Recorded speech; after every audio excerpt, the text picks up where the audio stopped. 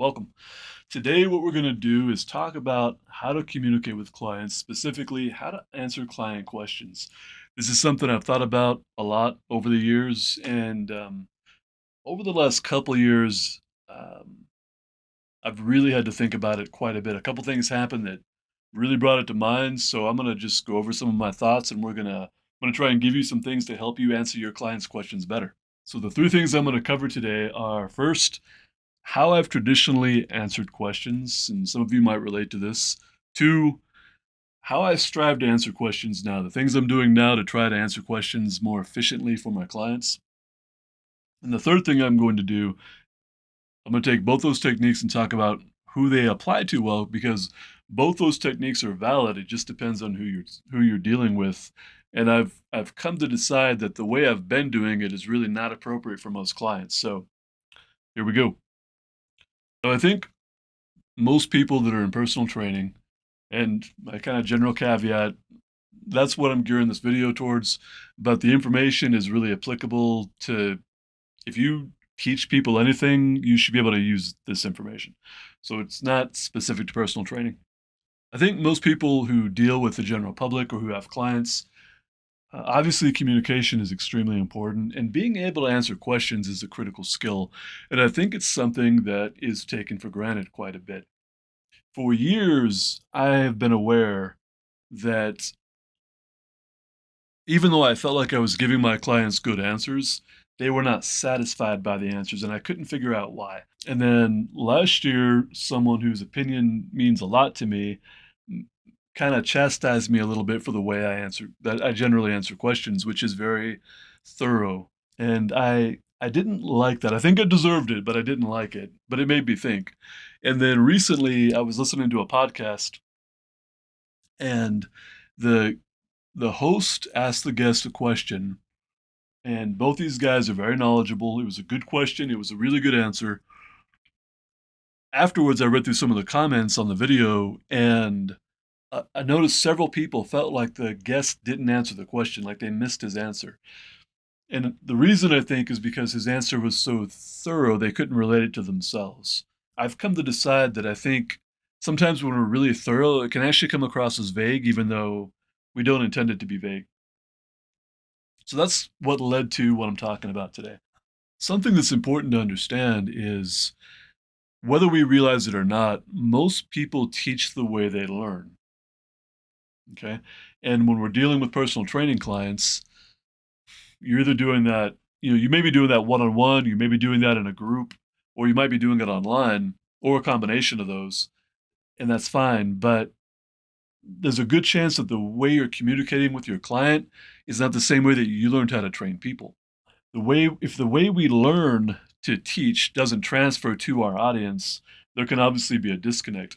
In my own case, I've been to a lot of seminars over the last 30 years, a lot of seminars over a wide range of subjects. I started with, self-defense and combative stuff when I was training to be a bodyguard. And then once I got into personal training, it was more about that with less classes of some other subjects. But most of the courses that I took were some kind of instructor development, and a lot of them were actually designed to give the participants about 3 months worth of material, to where we would go and we would learn a lot in a short period, and that was intended to keep us busy for a period of time before we took another course. I've attended a lot of classes like that. And obviously, instructor development is quite a bit different than dealing with a client. So that's one thing. The other source I've learned a lot from over the course of my career is textbooks. I have a lot of textbooks.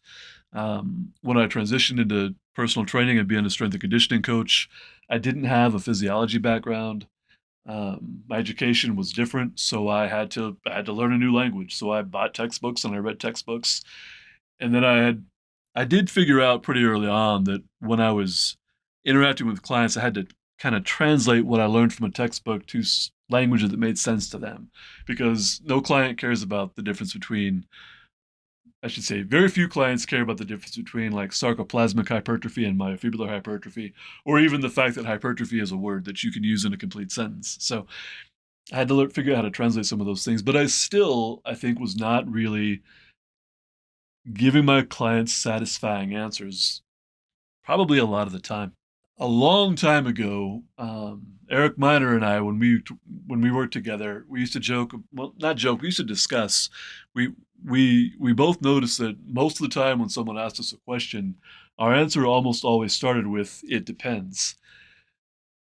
And I know at least I felt like that was just because the question.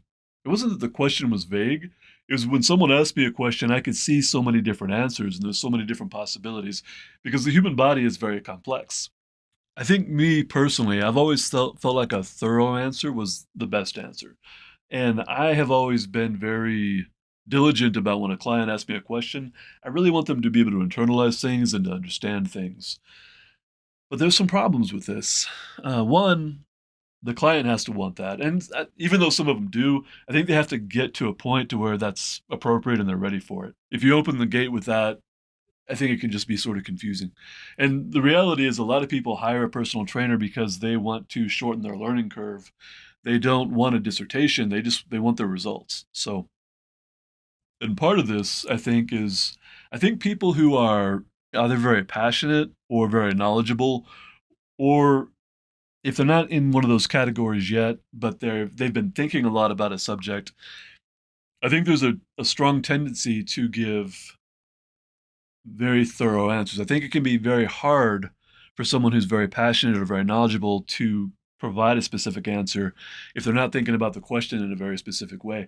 And the thing is, when a client asks us a question, I think sometimes to us, it can sound like a very general question, but it's not a general question to them because it's about them. And they may not phrase it in a way that sounds specific to us, but the point is it's usually about them. Obviously, sometimes it'll be about a family member or something like that, but for them, it's very specific. And I think we'll get into this, but we need to help them dial it in. So, another aspect to answering questions that's kind of tricky, especially again, if someone's very knowledgeable or very passionate, is rabbit trails. Um, I know I am super prone to rabbit trails. And again, it's because when I'm thinking about something, as I'm thinking about something or verbalizing something, I'll think of things that relate to it.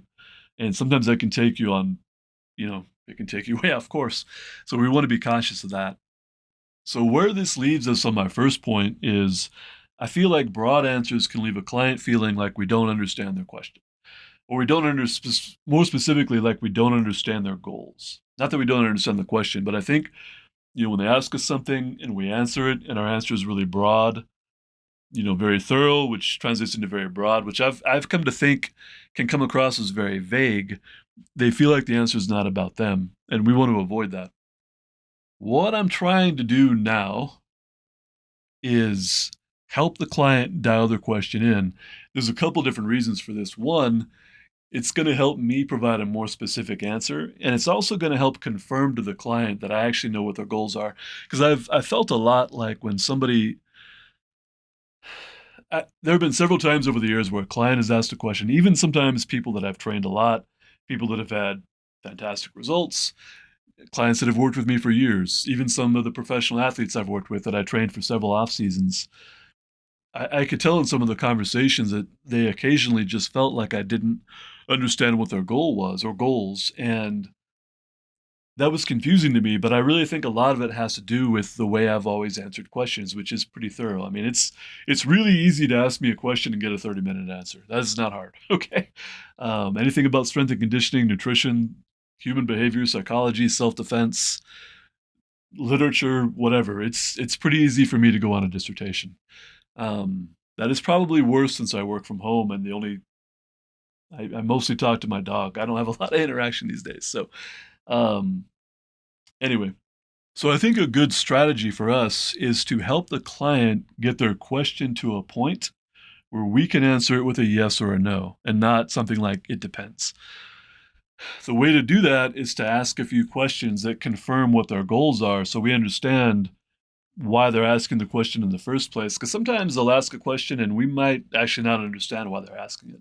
And we might ask them, but I think if we can get the if we can get their question to a point where we can answer it with a yes or a no, it's going to help the communication a lot.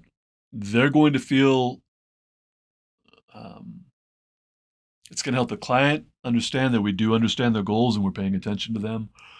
And then if we need to add to it, it's easy to do. If they either want more information or if we feel the need to add to it, that's fine. But I think asking a few questions to get things to the point to where we can answer with a yes or a no and then flesh it out if we need to. So some examples of that, um, a client they can ask about all kinds of things, but if it's, if they want to know if an exercise is good for them or if a certain eating pattern is good for them.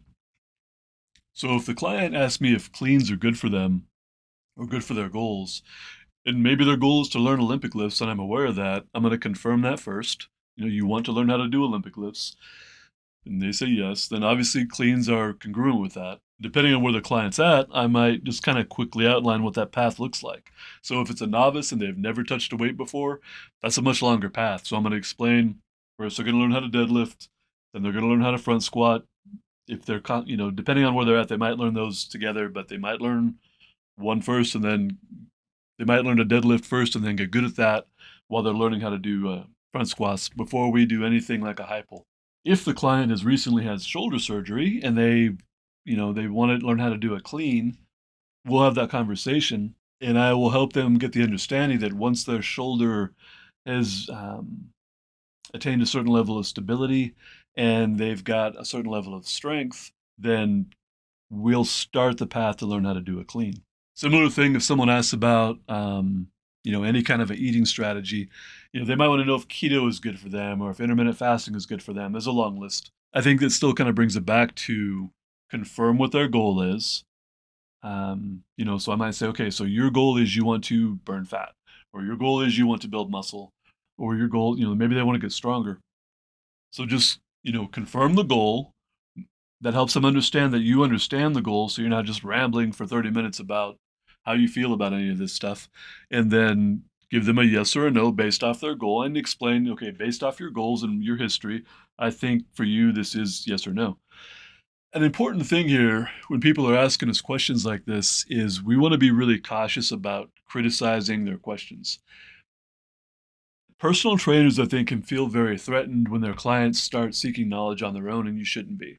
The reality is, you're not going to have any client for your whole life or your whole career. And a lot of personal trainers don't have very long careers in the first place, but I know in the industry, the kind of standard thing is to get a client and to hang on to them for dear life for as long as you can. But at some point, that business relationship is going to end. You might still be, you might still have some kind of friendship or something after that, and that's fine. But it's at some point that business relationship is going to end. I don't train anyone now that I trained when I started. I had some athletes that I trained for a long time, like 7 off seasons. They're no and well, some of those have retired, but that it ends at some point. So don't be threatened when they're kind of seeking knowledge on their own. You just want to try to guide that a little bit to help them navigate that because you should know there's a lot of garbage out there and we want our clients to have good information. You can basically own that by, instead of being some kind of a gatekeeper who's trying to keep all the knowledge, kind of direct them towards some resources that are congruent with the way you approach training so that you're on the same page. Another point to that is when someone asks you a question, let's say someone asks you about an exercise or an eating thing that you don't like, and or maybe a coach you don't like. If you answer with that's stupid, that's bad, you can actually unintentionally insult them because they might have thought it was something good or they're just curious. And depending on where they're at on this path, they may not be at a point yet where they can discern wisdom from folly. There's a lot of ways to phrase that. You don't want to accidentally insult them by saying something is stupid. So that kind of goes back to what I was saying with everything before. When they ask you about something, find out why they're asking about it. If they're interested in it, find out why, ask a couple questions, and then if it's something you don't like, learn to phrase it in a way of something like, I'm glad you asked me about that. I think that for you, this would be a better course. That's not insulting. If you start off with, that's really stupid, it's foolish, blah, blah, blah, you're kind of unintentionally telling your client that they're stupid. And that is not a good tactic for client longevity. So recapping a little bit, I feel like thorough answers can come across as vague unless we dial everything into the client. And that can be challenging. So I also feel pretty strongly that when if we flip this to where we can begin our answer with a yes or a no, it's going to show the client that we're paying attention, we understand their goals, and we have their best interest at heart. It's also probably going to save us time because if they're satisfied with the answer, they're not going to keep asking the question in different ways. And some of you may have run into that where you feel like you keep answering questions over and over again. I think now this might be one of the reasons. And obviously, if we need to, it's easy to add detail if we need to add detail later. So I talked about answering questions very thoroughly and answering questions very specifically. And those are two different strategies. Both those strategies have their place. So there's kind of two broad categories of people who those apply to, in my opinion. Answering questions, and this goes back to what I said earlier about we tend to teach the way we learn. So a lot of my education, again, was instructor development. Most of the courses I went to, it was a lot of information in a short period. I think only one time in my career, once, did I take a private lesson from somebody. Everything else was some kind of a seminar.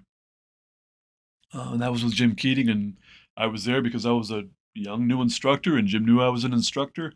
He he's the one who made me an instructor, so he was aware of that, and it was instructor development. So, but that's the only time I took some kind of a private lesson from someone. And then most of my career has been one-on-one with a client, whether it was self-defense or firearms instruction or personal training. You have to, if so, depending on how you learn, you might have to translate your skill set so that it makes sense to the client. Musashi in the Book of Five Rings, he talks about how when we're teaching people, we have to understand where the student is at and teach them what is appropriate for them. And then gradually, as they improve, add to their knowledge. It's easy to quote, it's kind of difficult to apply. I'll probably talk more about that, but just keep it in mind. You got to meet the client where they're at, teach them what's appropriate for them. You can always add information. If you happen to be developing instructors or mentoring another personal trainer or something like that, you can give them a lot of thorough information and broad answers, and it's appropriate because that's what they need. If you're dealing with clients, I think we need to strive at least to start with simple answers that are very specific to what their goal is. And again, we're probably going to have to ask a few questions to at least confirm that we're on the same page or to make sure that we know what they're asking. Because sometimes when people ask questions, they're embarrassed. They might feel like they're bothering you. They might be intimidated by you. There's a lot of things that can factor into that. And even though people like to talk about themselves, they can still be kind of embarrassed and awkward. So, or feel awkward, not necessarily act awkward, but I think a lot of people are walking around self-conscious. And a lot of times when they're dealing with, their fitness people, I think a lot of them are pretty self-conscious about asking questions and, everything. So, all right, I've used all my words for the day. Little things add up. Thanks for watching. Go lift.